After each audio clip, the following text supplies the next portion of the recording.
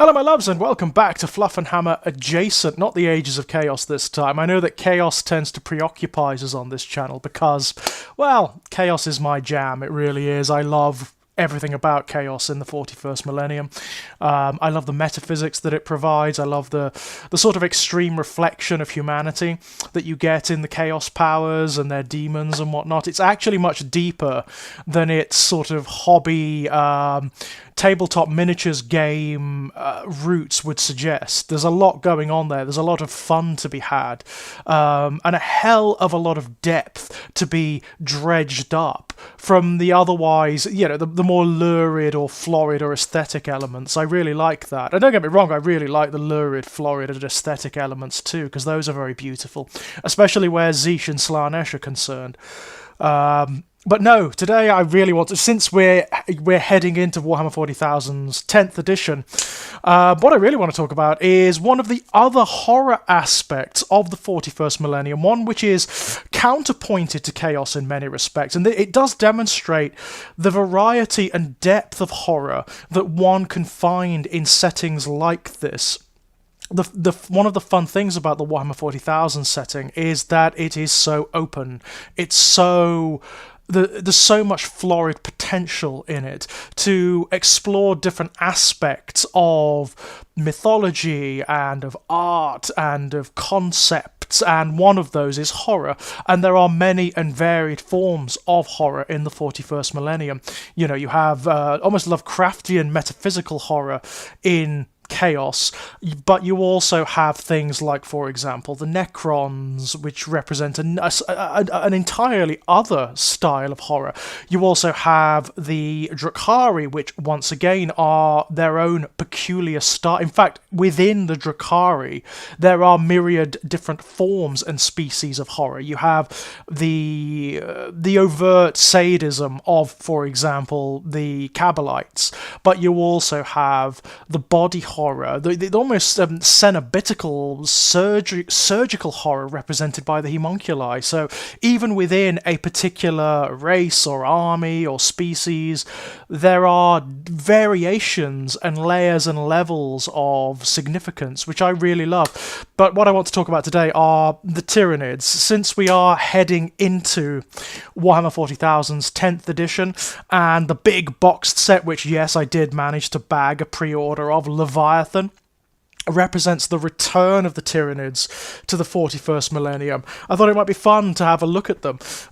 They are, so I mean, at base level, the Tyranids they're kind of emblematic of what Warhammer 40,000 started as, and Warhammer 40,000 started as this giant grab bag of other IPs and other ideas. You've got elements of, like, huge elements just cribbed directly from, for example, 2000 AD, from Michael Moorcock, from Lovecraft, from The Lord of the Rings, from all over the shop. There are so many different elements that are just drawn into the Warhammer 40,000 universe to make it what it is, deriving from too many sources, really, to go into specifically. The Tyranids they are the xenomorph. Originally, they are the HR Giga alien. That's within the Warhammer 40,000 universe. Way back when, way back when, at the very beginning of Warhammer 40,000, the original Tyranid was almost like it was just like a side reference, really. It wasn't one of the established races. Back in Rogue Trader, which is the original version of Warhammer 40,000, there was a vague picture in the original Rogue Trader rulebook, background book rather, that just described a Tyranid, and that Tyranid entity was what would eventually become known as a termagant, which are the small sort of swarm warrior organisms that are the mainstay of the Tyranid forces. But they are, by and large, derivations of HR Giga's xenomorph, in the same way that what would become the Gene Stealers are. Now, the Gene Stealers are, interesting because originally they aren't part of the Tyranid race. They are actually their own separate entity, which was going to be developed into its own thing at some point.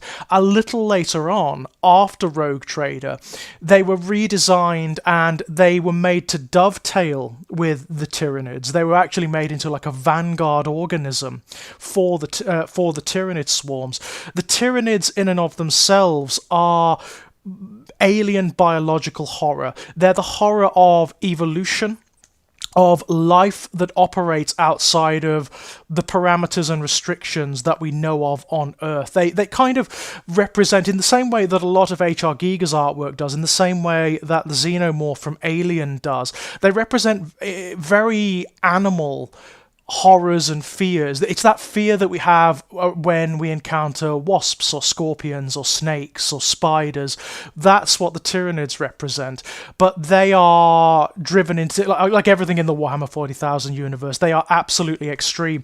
They are entities that derive from outside of the known galaxy. Nobody knows where they come from or what their origins are, but they move in these gigantic spacefaring swarms across the universe, and when they descend on a world that has biomass or that even has things like minerals or oceans or chemicals, anything like that, they descend upon it, they strip it of all biological matter, they devour all biological matter and take it back to their hive fleets. And their fleets are not spaceships as we would understand them. They are not creations, they're not artifacts, they're living creatures. They're gigantic mother organisms that spawn the various lesser Tyranid organisms in their wombs, in their bodies. And when they retrieve all of that biomass, the Tyranids themselves are dissolved, and all of that biological information is absorbed into the wider Tyranid species, and they use that information to create new adaptations, new bioforms. So they're endlessly and very rapidly evolving in response to any threats that they face or any defense that their prey organisms come up with. And so they are mindless horrors. There is an intelligence behind them, but it's not an individual intelligence. No individual Tyranid organism is intelligent per se, or sapient in the way that we would understand it. They're all driven by a collective consciousness called the hive mind, and nobody knows really what that is. Whether it's like, say, like the Chaos Powers, where it's like a collective entity coalesced in the warp from the Tyranids, or whether it's something else.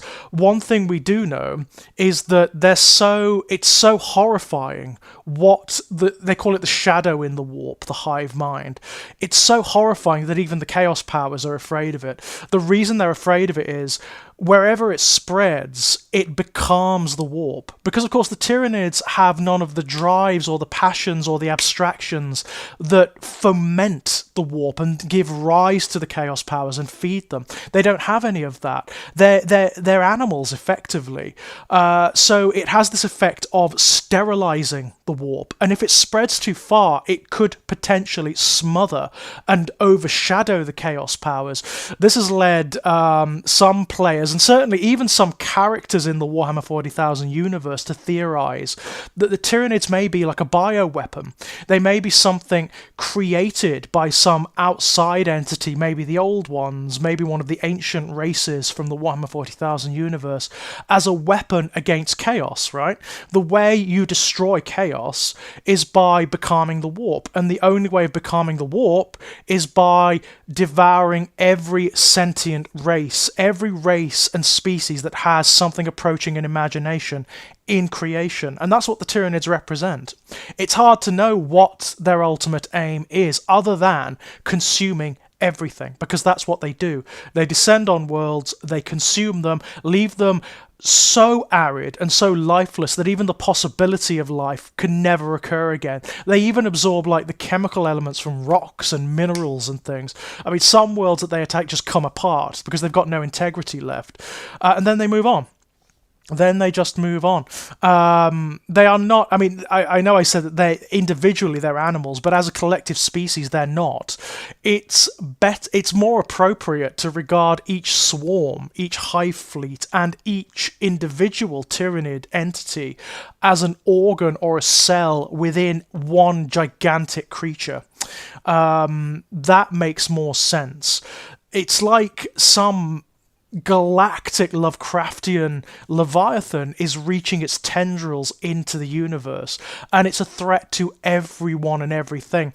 They are a kind of unknowable, unreasoned cosmic horror that nevertheless taps into something very fundamentally human in terms of what makes them horrifying, and that is, of course, survivalism. It's that survivalist imperative you feel when you're faced with something dangerous, something that may have once been dangerous in our evolutionary past, like spiders and snakes and things, or things that are dangerous now. That's what they tap into. There's also other forms of horror within the Tyranids. There's the body horror element of them. So the background of the Tyranids, the books, the codices, often goes into really deep detail on how they are cultivated and how they operate. So you've got Tyranid organisms that are their weapons are living organisms. They're weapon symbiotes that are parts of the Tyranid organism that bears them. They're symbiotically linked. So the imperatives of both organisms act in concert together, and in some instances, those symbiote organisms, the weapon organisms, actually control the entity that bears them. And that reflects certain similar relationships that exist within the animal kingdom or within nature. It kind of brings to mind certain symbiotic relationships, like, for example, those that exist between the entities that comprise jellyfish. You know, jellyfish are not single organisms. That's one of the weird things about them. They are collective organisms. Every biological mechanism in a jellyfish is actually a separate creature, but acting in a symbiotic whole. The same is true of the Tyranids. You've got weapon symbiotes that can override the imperatives of the organism that carries them and make them do things that they otherwise wouldn't do. It's really fascinating. You've also got this thing where they are driven, the swarms, the hives are driven by synaptic entities, which are the bigger, more intelligent, more sort of costly entities to produce for the hive fleets. They're called synapse entities, and they act as nodes for the hive mind, and they spread their imperatives across the swarms. If one of those isn't present, then very often the lesser organisms revert to animal instincts, which can be problematic for the swarms. But that's what they are. They are fascinating entities. And a lot has been done with them to kind of evolve them away from their xenomorph roots, although that is always going to be there. That HR Giga element is always going to be there because that's what they are. They are the horror of flesh and life, I suppose. Life run rampant, life without parameters. That's what they are. And it's quite cool. There's something wonderfully unknowable and yet horrifyingly familiar about the Tyranids. The way they've designed, the miniatures range for the Tyranids has gone through multiple shifts and changes, but what they're always looking at these days is how do these things operate in evolutionary terms. So if you look at the Tyranid miniatures that currently exist, they're all related to one another. They all look like they are derived from one another. So you've got, for example, creatures that are called gargoyles, and they are winged entities.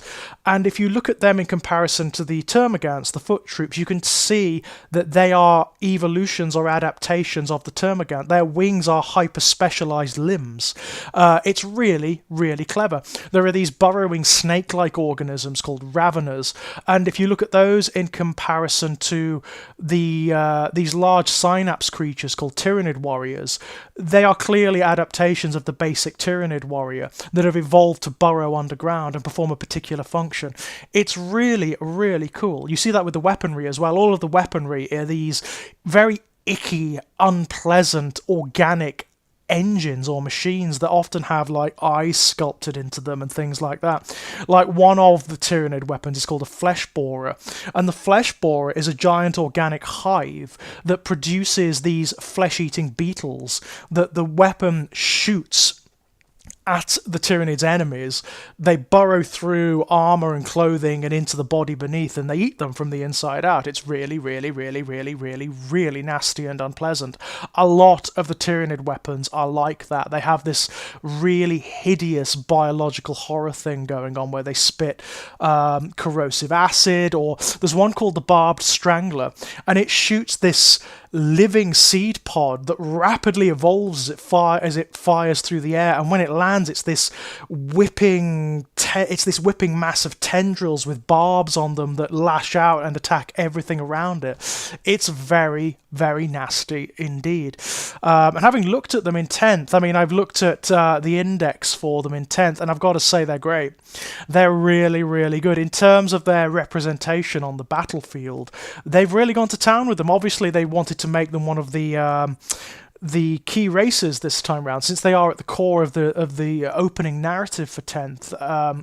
Basically, they've returned. Hive Fleet Leviathan, one of the biggest hive fleets in existence, has returned, and it's bigger and badder than ever, and it's pressing like not just the Imperium but every race in the 40k galaxy to breaking point. It's really cool. It's really fun. It brings things to a nice sort of knife edge where if the Tyranids win, which they won't, but if the Tyranids like won out, then that would be it. Everything would be over. So you've got this really wonderful fraught situation, which is where the 40k universe often is. You know, it's how it operates. It's always on a knife edge, you know.